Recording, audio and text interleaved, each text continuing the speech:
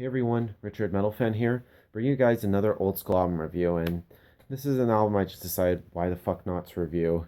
And a couple days ago I reviewed their debut album because it was the 15th anniversary, so I decided why not to review their second album, and in my opinion is their best work to date.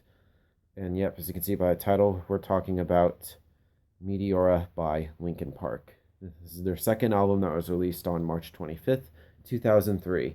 And this album is, of course, the follow up to their debut album, Hybrid Theory, which I thought was also a really good debut.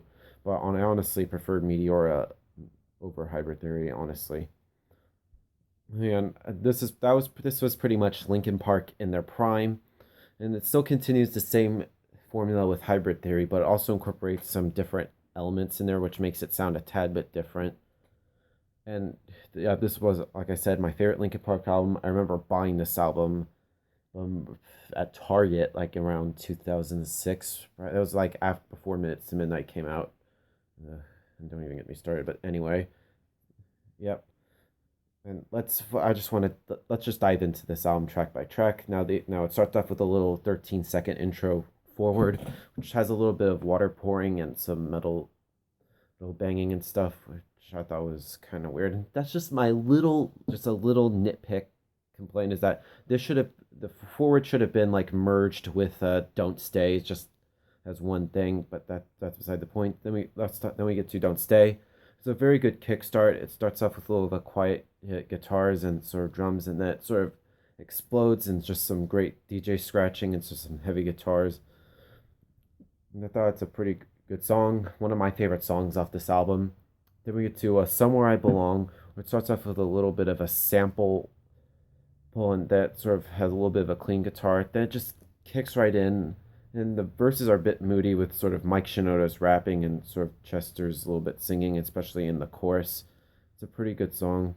Then we get to "Lying From You," which has a bit of an electronic effect, and it just kicks right in, and I just really like the raps from Mike. He can just the bridge is pretty good with Chester screaming and sort of Mike sort of doing the aggressive rapping. It's pretty awesome. Then we get to "Hit the Floor," which has a bit of a moody guitar intro. It just has a very heavy riff. It just has some great raps from Mike and just some good screaming in the chorus from Chester. And then we get to "Easier to Run," which is kind of a bit of a slower song. Kind of slows pretty much where the album slows down a little bit. And it just has some great melody from there from Chester singing like the chorus, and Mike's raps on this is pretty interesting. And then it sort of leads into "Faint." And one thing I should notice is like with all the songs of this album, what I forgot to mention is like it pretty much leads into to each one, which I thought was pretty cool. But anyway, then we get to "Faint," which starts off with a it's a string intro. Then it just kicks in with the guitar riff. It's just classic. Just some great raps being from Mike, and just the chorus is pretty awesome, especially with the screaming from Chester in the bridge is pretty awesome. Then we get to "Figure oh 09," which starts off with the very electric drums, and it's sort of like a little bit of a tappy intro from Brad, which I thought was pretty good. One of my favorite songs. It just has some very very good raps from Mike. Just the chorus in that song is pretty good, and I really like that a lot. Then it sort of leads into "Breaking the Habit," which is another one of my favorite songs, and this is another one of the moody track on this album. It has a bit of an atmospheric type vibe, and I thought it's a pretty good song. I really like the lyrics into that song. It's pretty good. Then we get to "From the Inside," it's a pretty good song. It's very mellow, and it also has a very good smooth chorus. So the bridge is just pretty straight up nasty. I don't really know how to describe why I say that. It's just I don't know. Then we get to "Nobody's Listening," which kind of sounds like a very hip hop driven track with a little bit of a Japanese flute to it. It's a very fun song. I thought it's pretty interesting. Then we get to a "Session," which is a very instrumental interlude kind of thing, similar to like "Cure to the Itch" off of Hybrid Theory. I thought it was pretty interesting. Then we get to the last track, "Numb," which is very good lyrically and musically. I honestly thought it was a very good way to end this album. Yep. Now, overall, "Meteora" by Linkin Park is a very good. It's a classic album. It's just very nostalgic to me. It sort of place in my heart, and I really like that a lot.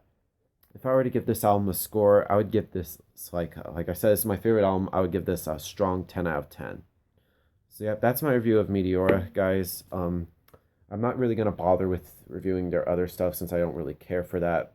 I'll just give a little bit of a mini review just for the hell of it.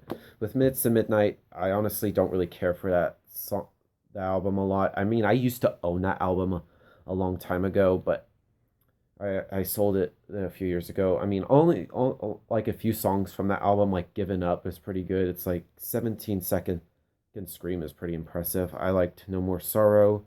I actually some thought Hands Held High was pretty impressive. Just some amazing vocals from Mike on that song, and I thought A Little Things Give You Away was pretty interesting. But as a whole, I just didn't really care for that a lot. I would give that probably about a 4 or 5 out of 10. And A Thousand Suns, ugh, that one was just garbage. It's terrible. Just a 0 out of 10. No, that's just bluffing. I would give it like a 1 out of 10, maybe two. Two. I just don't really like the album. I'm sort of like with one of my favorite YouTubers, Midnight Strike 365. I'm sort of basically don't like the album. Like what do you would say? So shout out to you, dude, if you're watching this. With Living Things, like with Minutes Midnight, only like a few songs. I would give that probably like a 6 out of 10. And with the Hunting Party the latest album, I actually surprisingly like that album a lot. I would honestly thought it was their best they've done in years. I feel like that should have been the album after Meteora, honestly. I would give that probably an 8.5 or a 9 out of 10, but that's just me. But anyway, thank you guys for my little review and little mini reviews after that. So thank you guys for watching. See you all next video. Keep it metal.